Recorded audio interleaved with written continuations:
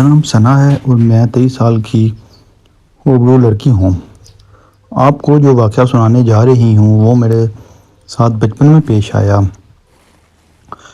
جو سبق بن کر میرے ماضی کا حصہ بن چکا ہے۔ ان دونوں میں 12 سال کی تھی اور سردیوں کی چھٹیوں میں کراچی صادقاباد چلی گئی تھی۔ میرے ابو مجھے چھوڑ کر واپس آ گئے کیونکہ انہیں دفتر جانا ہوتا ہے اور میری امی نے گھر کے کام کرنے ہوتے ہیں۔ میری خالہ کے 2 بیٹے تھے، بڑے کی عمر 15 سال اور چھوٹے 10 سال کے قریب ہوگا، اور ان کے گھر میں کوئی بھی لڑکی نہ تھی۔ گھر میں 3 کمرے تھے، ایک میں حالو اور خالہ سوتے تھے، دوسرے کمرے میں ان کے 2 بیٹوں کے ساتھ میں سوتی تھی، جبکہ تیسرا کمرہ اسٹور روم کے طور پر استعمال کرتے تھے۔ رات کو میری خالہ مجھے اپنے چھوٹے بیٹے کے ساتھ سلاتی تھی، جبکہ دوسرا چارپائی پر خالہ کا بڑا بیٹا سوتا تھا۔ میں اپنے گھر میں تو اکیلی ہی سوتی تھی، لیکن یہاں پر مجبوری میں بستر شیئر کرنا پڑتا تھا۔ مجھے یہ سب کچھ اچھا نہیں لگتا تھا، لیکن مجبوری میں خاموش تھی۔ خالہ کا کہنا تھا کہ خیر ہے، بچے ہی تو ہیں۔ مجھے دیر تک نیند نہیں آتی تھی۔ چھوٹا بھائی تو لیٹتے سو جاتا، جبکہ دوسرا جو بڑا تھا وہ دیر تک کروٹیں بدلتا رہتا تھا، شاید اس کو دیر سے سونے کی عادت تھی۔ خیر 2-3 دن میں میرے دونوں بھائیوں سے اچھی خاصی دوستی ہو گئی تھی۔ اب کی بار ہم 12 بجے تک باتیں کرتے رہتے اور پھر سو جاتے۔ وہ ایسی ہی ایک رات تھی جب باتیں کرتے کرتے دونوں بھائی سو گئے، لیکن مجھے ابھی نیند نہیں آ رہی تھی کہ کمرے کا دروازہ آہستہ سے کھولا اور کوئی دبے پاؤں اندر داخل ہوا۔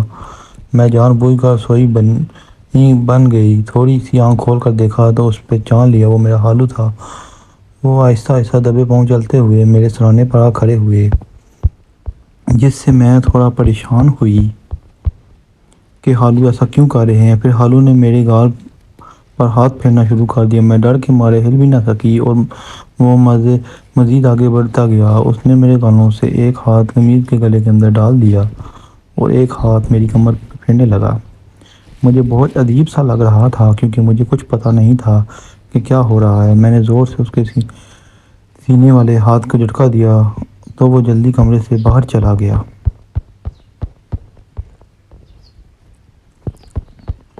ساری رات مجھے نیند نہیں آتی تھی اور صبح دیر تک سوئی رہتی تھی۔ خالہ نے مجھے نہیں جگایا۔ جب میں جاگی خالو کام پر جا چکے تھے۔ اس رات وہ دیر سے گھر آئے اور جلدی سونے چلے گئے۔ شاید ان کے دل میں کوئی چوٹ تھا اور میں بھی اب ان کا سامنا نہیں کرنا چاہتی تھی۔ اگلی رات میں محتاط رہی، لیکن کوئی ایسا واقعہ پیش نہ آیا اور 2-3 دن گزر گئے۔ اتوار کا دن آیا تو اس دن خالو کو چھٹی تھی اور وہ گھر پر ہی تھے، اور خالو سے کہنے لگے ثنا کو گھما پھرا لاتے ہیں، کیا سوچے گی۔ خالہ پاس گئی تھی اور خالہ نے کراچی کی سیر نہیں کروائی اور کراچی دکھایا بغیر ہی واپس بھیج دیا۔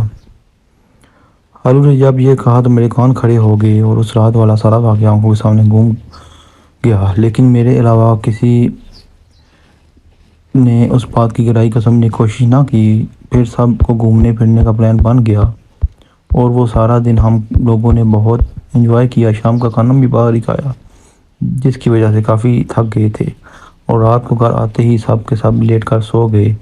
اس رات تھکن کی وجہ سے میں بھی جلدی سو گئی۔ رات کو نہ جانے وہ کون سا پہر تھا جب مجھے لگا کہ مجھے اپنی باہوں میں اٹھا کر لے جا رہا ہے، لیکن وہ ایک خواب جیسی کیفیت تھی۔ میں سو رہی، جب میری آنکھ کھلی تو میں نے خود کو نرم بستر کی بجائے ایک لکڑی کے پھٹے پر لیٹا ہوا پایا۔ یہ وہ جہاں میں سوئی تھی۔ کمرے کے زیرو بلب روشن تھا اور مجھے اس کی تھوڑی سی روشنی بھی خالو نظر آیا، جس کی حالت قابل اعتراض تھی اور جسم کے کپڑے بھی برائے نام تھے۔ بہت زیادہ خوف زد ہو گئی تھی۔ پتہ نہیں وہ کیسے مجھ پر بستر سے اٹھا کر یہاں لے آئے تھے۔ شک تو مجھے اس کی نیت پر پہلے ہی تھا، لیکن وہ ایسا کرے گا میں نے سوچا نہیں تھا۔ جب میں اٹھ کر بیٹھی تو اس نے ہونٹوں پر ہاتھ رکھ کر خاموش رہنے کا اشارہ کیا اور آہستہ آواز میں بولا، چپ چاپ لیٹی رہو ورنہ تمہاری جان نکال دوں گا اور کسی کو تمہاری موت کی وجہ معلوم نہیں ہوگی۔ میں بے انتہا ڈر گئی اور پھٹی پھٹی نظروں سے کمرے کو دیکھنے لگی۔ یہ وہی کمرہ تھا جسے وہ اسٹور کے طور پر استعمال کرتے تھے۔ کمرے کا دروازہ اندر سے بند تھا میں نے دیوار پر لگے کلاک کی طرف دیکھا۔ رات کے 2 بجے کا وقت تھا، مطلب مجھے بچانے والا یہاں کوئی نہیں، کم سے کم صبح 7 بجے سے پہلے کوئی نہیں آئے گا، تب مجھ تک 5 گھنٹوں میں شاید مجھے موت آ جائے۔ میں نے ہمت کر کے اٹھنے کی کوشش کی تو ہارون نے مجھے زور سے پکڑ لیا اور کہا، اگر بات نہ مانی تو تمہاری خالہ سے کہوں گا کہ یہ لڑکی مجھے غلط کام کے لیے اکساتی ہے۔ اب تو سچ مچ میرا ہوش اڑ گئی اور میرے پاس آلو کی بات ماننے کے علاوہ کوئی اور چارہ نہ تھا۔ لیکن بات ماننے کا مطلب بھی مجھے کچھ سمجھ آتا تھا کہ کیا میرا انجام برا ہوگا۔ میں جان چھوڑنے کی ترکیب سوچنے لگی، لیکن ہالو بہت جلدی میں تھے اور مجھے رعایت یا موقع دینے کا پیار نہ تھا۔ اتنی کم عقل اور بچی تو میں بھی نہ تھی۔ اچانک میرے ذہن میں ایک ترکیب آئی۔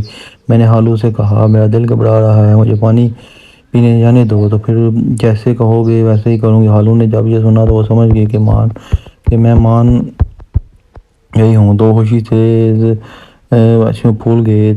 تمہیں میرا پلان یہ تھا کہ میں جب پانی پینے جاؤں گی تو کمرے میں بھاگ کر جاؤں گی، لیکن ہالو بہت چالاک تھے، کہنے لگے، آرام سے یہاں بیٹھو، میں پانی لا کر دیتا ہوں۔ اس نے میری واحد امید پر بھی پانی پھیر دیا، لیکن میرے دماغ میں خیال آیا، جیسے ہی ماموں پانی جائیں گے میں یہاں سے بھاگ جاؤں گی۔ لیکن ہالو کو بھی شاید یہ ہر کام مجھ سے زیادہ تجربہ تھا۔ وہ میرے لیے پانی باہر سے کنڈی لگا کر نکالے اور کمرے میں ہی رہ گئی۔ میری تمام امیدیں دم توڑ چکی تھیں۔ وہ ہاتھ آئی مچھلی کو کیسے صورت بھی جانے نہیں دے سکتے تھے۔ مجھے اپنی عزت مکمل خطرے میں نظر آ رہی تھی۔ ہالو مختصر کپڑوں میں ہی باہر چلے گئے اور اپنے کپڑے یہاں کمرے میں چھوڑ گئے۔ اچانک میرے دماغ میں بچنے کا آخری طریقہ آیا اور میں کسی صورت یہ موقع گنوانا نہیں چاہتی تھی، چاہے بعد میں اس کی قیمت چکانی پڑے۔ میں جلدی سے اٹھی اور کمرے کے اندر کنڈی لگائے اور واپس لکڑی کے تخت پر آ کر لیٹ گئی۔ تھوڑی دیر میں میرا ہالو پانی لے کر آ گیا۔ مجھے باہر سے کنڈی کھولنے کا آواز آئی، مگر دروازہ تو میں نے اندر سے بند کر لیا تھا۔ وہ پریشان ہو کر آہستہ آواز میں مجھے آوازیں دینے لگے، ثنا دروازہ کھولو، پانی لے آیا ہوں۔ لیکن اب دروازہ صبح سے پہلے نہ کھلنا تھا۔ وہ پریشان ہو گیا کہ یہ کیا ہو گیا ہے، کیونکہ اس کے کپڑے اندر پڑے تھے۔ وہ اپنے ہی جال میں پھنس گیا تھا اور منتیں کر رہا تھا، بیٹی کیا کہہ رہا تھا۔ میں نے اس کی ایک نہ سنی۔ وہ تھوڑی ہی دیر وہاں سے بھاگ گیا۔ میں صبح تک وہاں لیٹی رہی، حالانکہ اٹھنے سے پہلے جا کر اپنے کمرے میں لیٹ گئی۔ جب میں اٹھی تو ہالو گھر سے غائب تھا۔ وہ کام کے بہانے کر کے 3 دن تک گھر نہ آیا۔ اسی دوران میری چھٹیاں ختم ہو گئی اور میرے ابو مجھے لینے کے لیے گھر آ گئے اور پھر میں اکیلی کسی رشتہ دار کے گھر نہیں گئی۔ ویڈیو دیکھنے کا بہت شکریہ۔ اپنے بچوں کا خیال رکھیں اور ہماری ویڈیو کو لائک کریں، سبسکرائب کریں اور ایسے واقعات کو سننے کے لیے ہمارے چینل کو سبسکرائب کریں۔ شکریہ۔